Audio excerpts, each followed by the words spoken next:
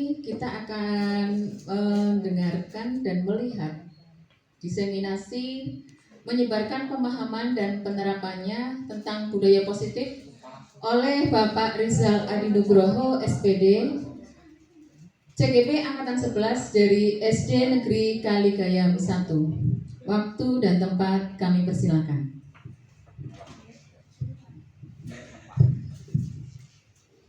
Terima kasih Bapak Ibu yang kami hormati.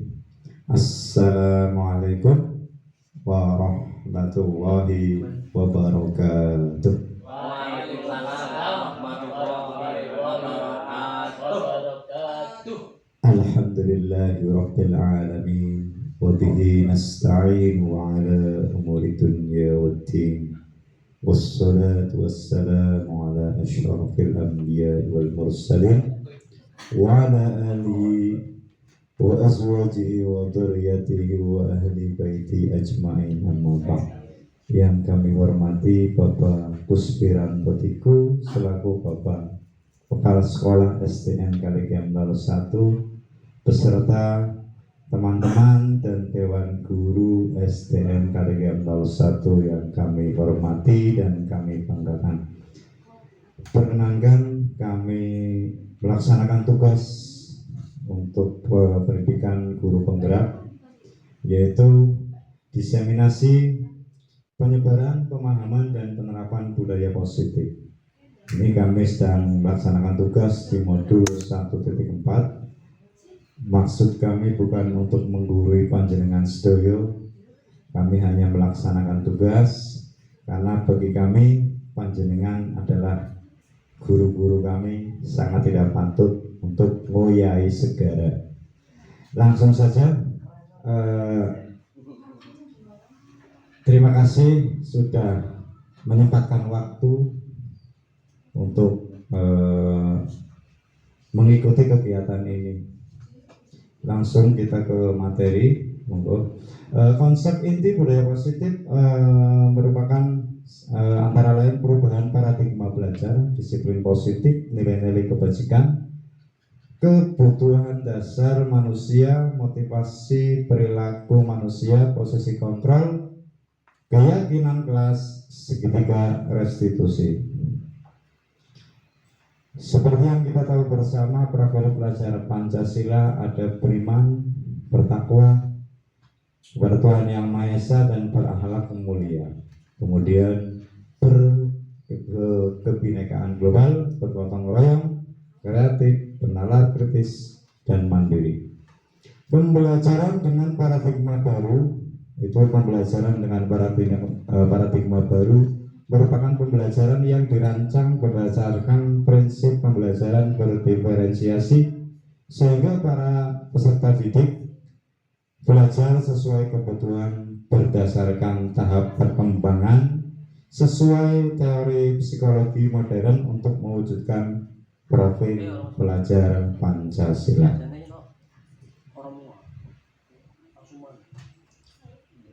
Miskonsepsi tentang teori kontrol, ilusi guru mengontrol murid, ini ditampilkan pada layar ya. Ilusi bahwa semua penguatan positif efektif dan bermanfaat. Ilusi bahwa kritik dan membuat rasa bersalah mampu menguatkan karakter. Ilusi bahwa orang dewasa berhak memaksa. Kemudian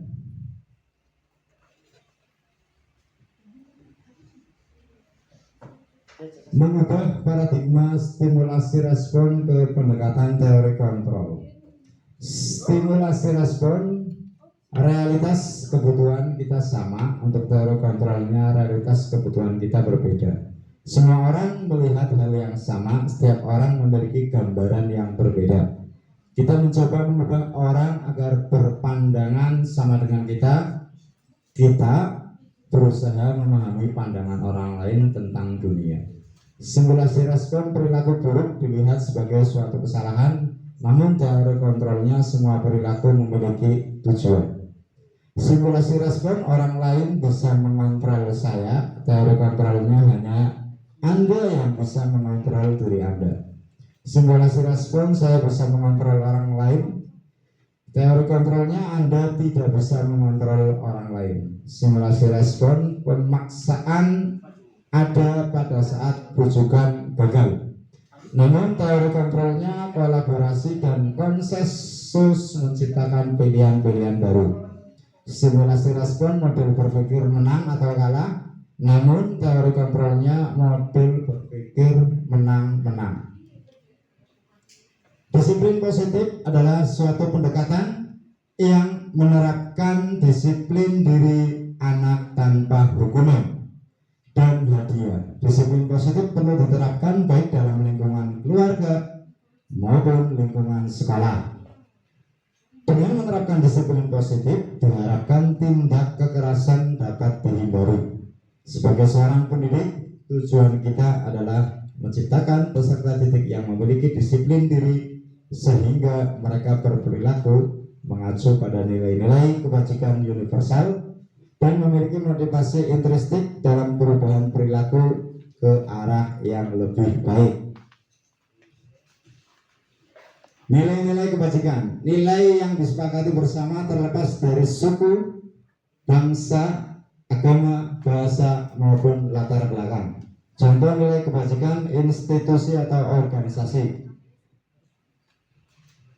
Konsep profil pelajar Pancasila beriman dan bertakwa terhadap Tuhan Yang Maha Esa dan berakhlak mulia, berkebinekaan global, gotong royong, mandiri, kreatif, dan bernalar kritis. Entrepreneurial program atau PYP itu toleransi, rasa hormat, integritas, mandiri, menghargai, antusias, empati, keingin-tahuan, kreativitas, kerjasama, percaya diri, dan komitmen. Keterampilan hidup atau life skill dapat dipercaya lurus hati, pendengar yang aktif, tidak merendahkan orang lain, dan memberikan yang terbaik dari diri. Kemudian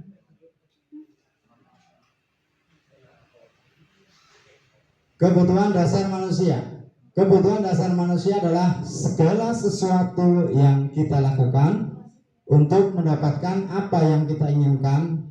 Seluruh tindakan yang kita lakukan memiliki tujuan tertentu, dan semua usaha terbaik yang kita lakukan adalah dalam rangka agar kebutuhan dasar kita terpenuhi dengan baik.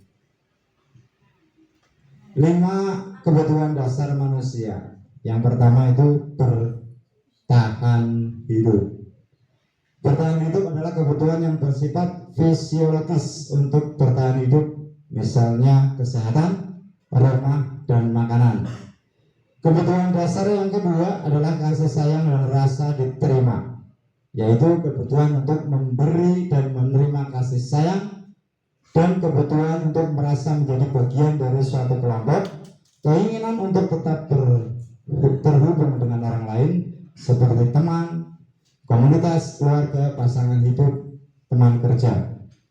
Kebutuhan dasar yang ketiga adalah penguasaan, yaitu kebutuhan ini berhubungan dengan kekuatan untuk mencapai sesuatu, menjadi kompeten, menjadi terampil, diakui atas prestasi dan keterampilan kita, didengarkan dan memiliki rasa harga diri. Kebutuhan dasar yang keempat adalah kebutuhan kebebasan, yaitu kebutuhan untuk bebas adalah kebutuhan akan kemandirian, otonomi, memiliki pilihan dan mampu mengendalikan arah hidup seseorang. Anak-anak dengan kebutuhan kebebasan yang tinggi menginginkan pilihan. Mereka perlu banyak bergerak, suka mencoba-coba hal baru, tidak terlalu terpengaruh orang lain. Kebutuhan dasar manusia yang terakhir yaitu kebutuhan kesenangan, yaitu kebutuhan untuk mencari kesenangan, bermain dan tertawa. Ya, tertawa itu sehat. Baik, motivasi perilaku manusia. Untuk menghindari ketidaknyamanan atau hukuman, motivasi ekstrinsiknya itu untuk mendapat imbalan atau penghargaan dari orang lain.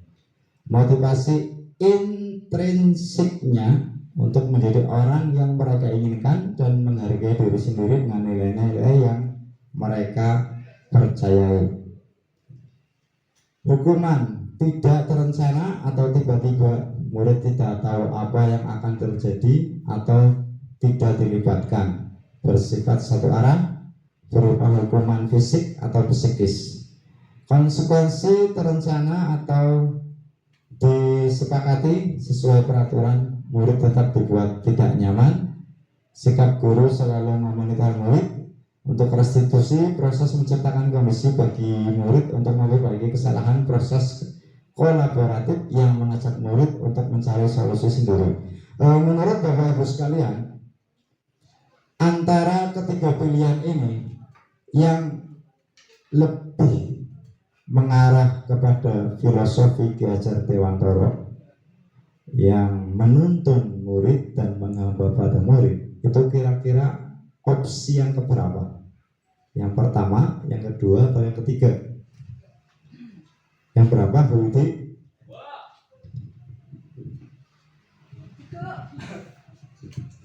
Di antara tiga ini kan ya? Berarti yang ketiga restitusi. Mengapa? Karena dalam proses ini kita jika siswa melakukan satu kesalahan, kita tidak langsung memvonis atau menghukum, tapi kita mencari tahu dan mengajak siswa untuk menemukan solusi oleh dirinya sendiri dengan bimbingan kita. Gitu. Betul sekali, apresiasi untuk Bu Widi. Ya, silakan tepuk tangan untuk kita semua. Sudah ngantuk atau gimana ini? Baik, dari tiga tadi yang pilihan terbaik adalah restitusi. Dengan itu kita akan membangun sebuah keyakinan atau membangun tanggung jawab pada diri murid-murid kita tanpa harus ada tekanan baik mental maupun fisik. Lanjut, 5 posisi kontrol. Ada penghukum, ada sebagai teman, pembuat rasa bersalah, pemantau atau manajer.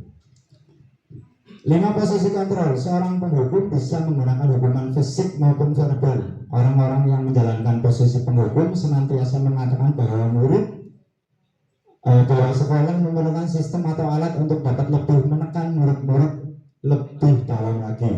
Untuk kategori pembuat merasa bersalah, pada posisi ini biasanya guru akan bersuara lebih lembut. Pembuat rasa bersalah akan menggunakan keheningan yang membuat orang lain merasa tidak nyaman, bersalah, atau rendah diri. Posisi sebagai teman, guru pada posisi ini tidak akan menyakiti murid, namun akan tetap berupaya mengontrol murid melalui persuasi. Posisi teman pada guru bisa negatif ataupun positif. Positif di sini berupa hubungan baik yang terjalin antara guru dan murid. Sedangkan posisi memantau berarti mengawasi. Pada saat kita mengawasi, kita bertanggung jawab atas perilaku orang-orang yang kita awasi. Posisi pemantau berdasarkan pada peraturan-peraturan dan konsekuensi. Posisi manajer, posisi di mana guru berbuat sesuatu bersama dengan murid, mempersilakan murid mempertanggungjawabkan perilakunya, mendukung murid agar dapat menemukan solusi atas permasalahannya. Bapak Sandi, menurut Bapak Sandi, dari kelima posisi kontrol ini, yang paling tepat, ya, yang paling tepat untuk kita terapkan dalam sekolah kita itu yang mana, nggih, Mas Sandi? Monggo.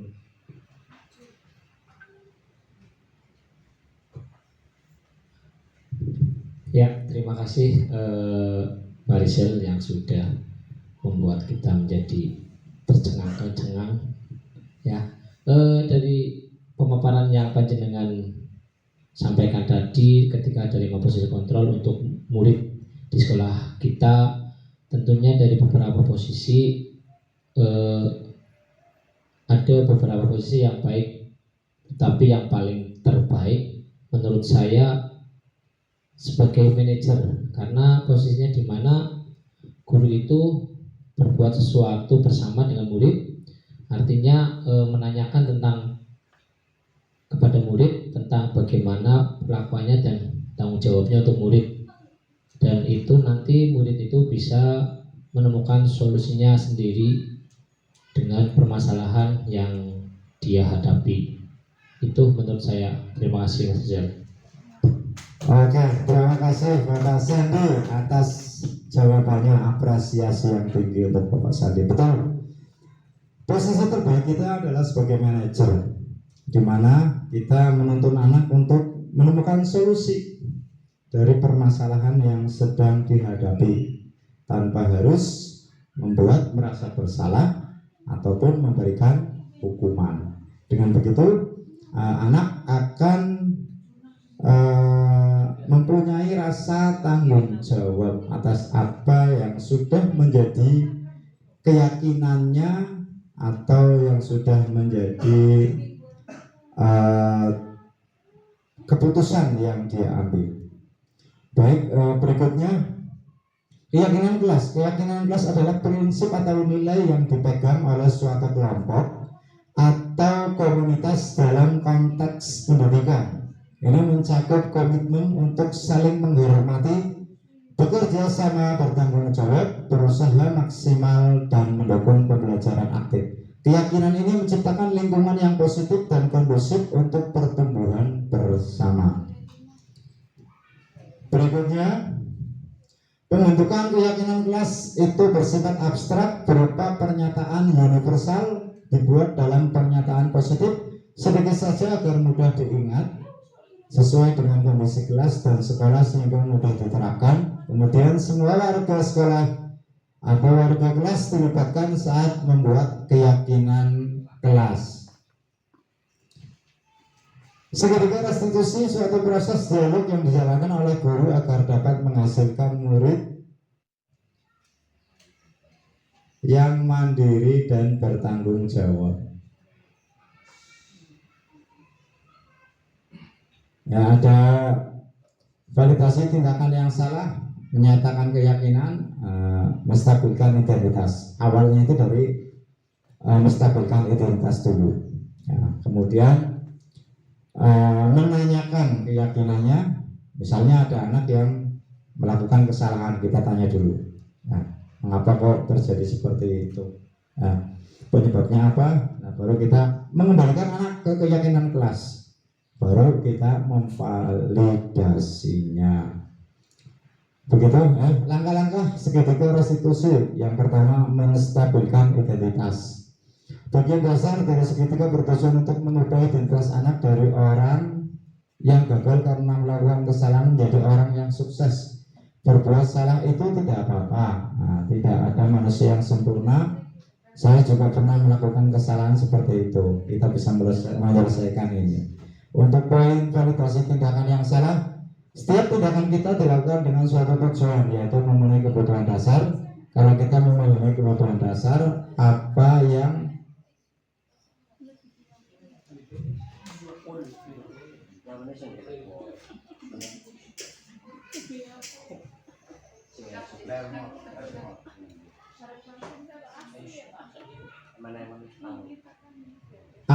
yang mendasari kebutuhan sebuah tindakan, kita akan bisa menemukan cara-cara paling efektif untuk memenuhi kebutuhan tersebut. Seperti halnya dengan kalimat pemantik, padahal kamu bisa melakukan yang lebih buruk dari ini ya. Kemudian kamu pasti punya alasan mengapa melakukan hal itu. Untuk kategori menanyakan keyakinan, teori kontrol menyatakan bahwa kita pada dasarnya termotivasi secara internal. Ketika identitas sukses telah tercapai, langkah satunya itu, dan tingkah laku yang salah telah divalidasi, itu langkah 2. Maka anak akan siap untuk dihubungkan dengan nilai-nilai yang dia percaya dan berpindah menjadi orang yang dia inginkan. Contohnya, kamu mau jadi orang yang seperti apa? Itu. Ya. Lanjut. Terima kasih. Salam bergerak, menggerak. Demikian yang dapat kami sampaikan. Mohon maaf atas segala kesalahan dan kekeliruan. Wabillahi taufiq wal hidayah. Wassalamualaikum warahmatullahi wabarakatuh. Waalaikumsalam warahmatullahi wabarakatuh. Terima kasih kepada Bapak Rizal atas pengibasannya tentang budaya positif. Alhamdulillah Semoga kita tidak seperti botol yang ada di depan kita saat ini. Saat ini botol kita kosong, tapi kalau menurut saya, tapi otak kita itu saat ini pulang dengan kondisi full, kondisi penuh, karena banyak ilmu yang kita terima hari ini. Terima kasih, sudah sore, sugeng kondur. Mudah-mudahan selamat sampai di rumah, tetap sehat, tetap semangat. Terima kasih juga sudah menyempatkan waktunya sampai sesore ini. Monggo kita tutup acara hari ini dengan bacaan hamdalah.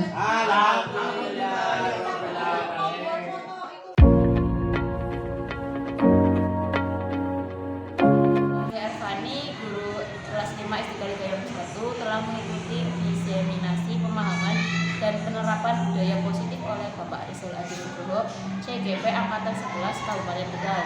Setelah diberikan pemahaman, saya merasa senang, semakin bersemangat dalam menuntun murid saya di kelas 5 untuk menerapkan keyakinan kelas dan budaya positif dalam pembelajaran sehari-hari. Terima kasih Pak Rizal, tetap semangat ya Pak.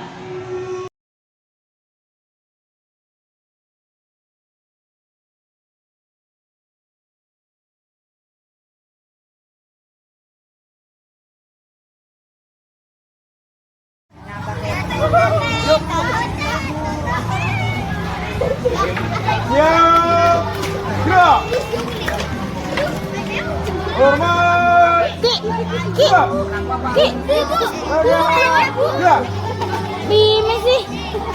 Jokot lagi. Jokot beta aja di sini, beta aja Bu. Kan jangan saplas sih Pak. Pak, pilihan saplas 4. Mau jelek lorok. Atau wulu Pak, nggak usah jangan. Digubut. Emang kayak kue. Aja diseseti yo. Dulu mau melatih kelompakan kalian dulu. Tepuk 1, tepuk 2, tepuk 3, tepuk pramuka.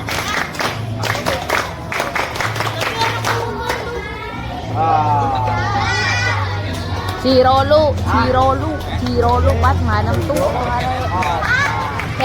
Nang kene karo kene dia saplas. Tadi papa.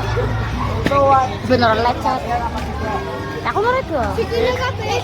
Iya, mau rega. Kalau dalam keadaan sakit boleh meminta izin. Kalau terlambat boleh panggil ya. Tidak boleh.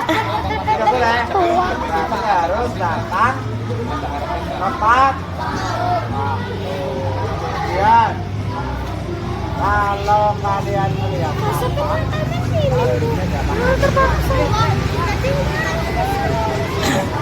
Cemburu jaga apa? Sekolah kebersihan nih. Semuanya semangat. Semangat apa tidak nih? Semangat apa tidak? Setuju. Ya.